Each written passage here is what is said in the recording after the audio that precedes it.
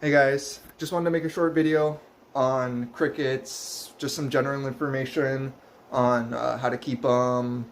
We have been breeding our crickets here for a while now, and I have been pretty successful at it. We do have a decently sized crested gecko collection, um, and that's the reason for it.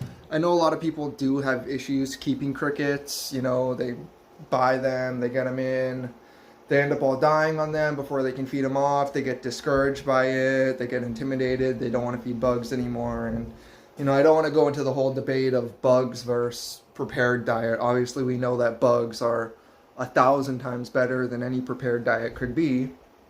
And that's another reason why I started breeding them too, is because we feed a lot of bugs here, right? We feed bugs every other day, which may be overkill. I don't know, but they do eat them all. Our geckos do have a great feeding response, and they seem to grow pretty quickly too, so it's what works for us. Mind you, this is all what works for me here. It may not work for you, but some general tips. The first thing I want to talk about is tropical banded crickets versus brown house crickets. Now there's two types of crickets floating around in the reptile industry. Like I said, tropical bandeds and brown house. I'd say about 80% of the farms have switched over to tropical banded crickets for a good reason. They're much hardier, they live longer, they are easier to digest apparently, and I feel like they kind of move, they're a little more active, so they have a better feeding response for the reptiles. So just make sure you're buying tropical banded crickets. Like I said, most of the farms at this point have switched over to them. But so I do see some brown crickets being sold at expos every so often. I saw some at Daytona last year. But anyway, another thing as far as the size of cricket you want to buy, never buy adult crickets, okay? Unless you're feeding them all that day, which I know there's two kind of methods on feeding crickets, right? So you can, depending on the size of your collection, you can order a few thousand, they come in, you feed them directly out of the box that day, you feed them all off, and then you do the same thing the next week and the next week and next week, right? And that's if you have a massive collection. But if, you know, you're just kind of your collection doesn't warrant enough to feed off thousands of crickets in one day, most people order a box of 1,000, throw them in a bin or whatever, and try to feed them over the next week or two, okay? So when you're ordering adult crickets, these are crickets that are biologically about to die. There's no other way to put it. So they've bred, they've laid, they're probably less than a week away from dying, right? So crickets only live about 6 weeks maximum. And so when you order these adult crickets, you're getting crickets, like I said, that are just old breeder stock. These farms pack them, and they have barely any life left on their timeline, you know. I always recommend people just to order 3/4 inch crickets. Okay, 3/4 inch crickets, they're only about, I'd say, maybe 3 weeks old. They haven't bred, they haven't laid, and they're 1 molt away from maturity. So whether you're buying them to breed or feed, I always recommend 3/4 inch. You know, if size is an issue, just throw 1 or 2 more in the enclosure. You know what I mean? They're not that much smaller than fully adult crickets, okay? Another thing I want to talk about is when you do get your crickets, how you set them up, okay?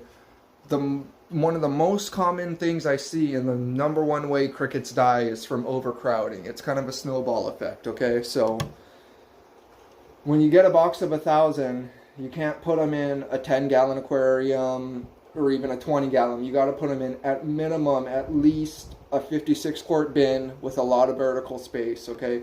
Crickets are extremely cannibalistic. So what ends up happening is you pack all these crickets in this little tiny space. They start to poop, they start to pee, they start to fight, they start to kill each other, they start to eat each other. All that poop, pee, and dead bodies starts to build up ammonia in that container, and it just becomes like a gas chamber, and it ends up wiping out the whole colony, right? So make sure when you're setting up your crickets, you give them adequate space. Obviously a lot of vertical space. Egg flats are perfect, they're cheap, that's what everybody uses for all feeder insects. And like I said, at least a 56 quart, if not larger, right? 56 quart per 1,000. Okay. Let me show you some how I keep some here. Sorry, keep them out of the gecko room. It's a little cold in there. That's another thing is crickets love heat. They love heat, and obviously you can't keep them in a hot enough room. Okay, so it's a little dark in here. Okay, so like I said, I keep about 10 to 12,000 rotating right now. I have 1, 2, 3, 4, 5, 6, 7, 8, 9 bins in here, all different age. The thing is, you know, we're pretty new to this, right? And so there's not a lot of high-level crested gecko content out there, and so it might sound silly, but I kind of veered off towards the ball python market, you know, and as far as business practices, sustainability, scalability, and whatnot, I feel like it can be applied to any reptile you're breeding, regardless of species. And obviously, all ball python breeders breed their own rodents, right? And so I was thinking, well, last year we did the math, and or Chelsea did the math, I should say, and I think we spent about maybe 1,500 or so on crickets, and I don't know if that's a lot. Maybe it is, maybe it isn't. But that was when we were first diving deep into this whole gecko hobby. And so I just figured, well, if these guys can breed their rodents, I'm sure I can breed crickets. It can't be that much harder, right? And so I did a ton of research on YouTube. Shoe Bugs, the Cricket Lady, shout out to them. They're great. Ton of information on their channels. They mainly breed for human consumption, but the breeding practices obviously can be applied to anything. So let me just show you. This is a bin. This is one of my older bins. Obviously you can see the lay box in there. But like I said, very simple 56 quart bin, I believe, or 66 quart, excuse me, 66 quart bin. Egg flats, a lot of vertical space to let them climb and kind of keep separated. You can see there's females in there laying right now. No substrate in there.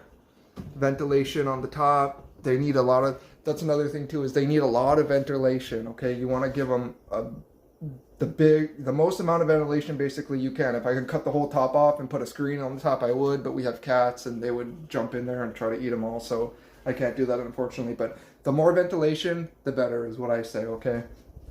Right now, let me show you some pinheads I just hatched.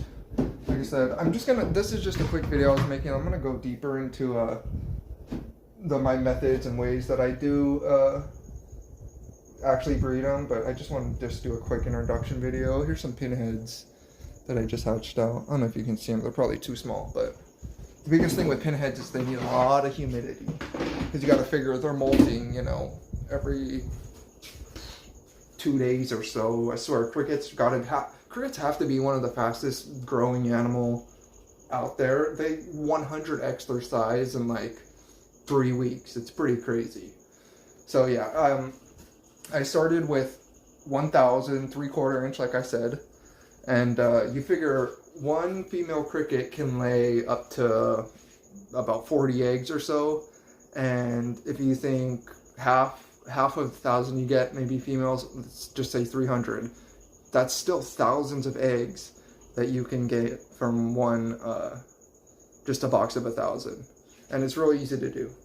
But anyway, that's about it for now. If you guys have any questions or anything, you can message us on Instagram. You will be talking to Chelsea. She runs our Instagram, so should just comment below if you have any questions. I'll answer them. Follow us, of course, Murderous Morphs, Instagram, YouTube, Morph Market, all that jazz.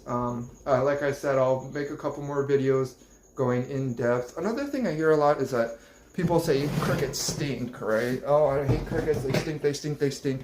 If you keep them correctly, they should not stink at all. There's this, you can see here, this is a bin that I just harvested from pinhead to adult.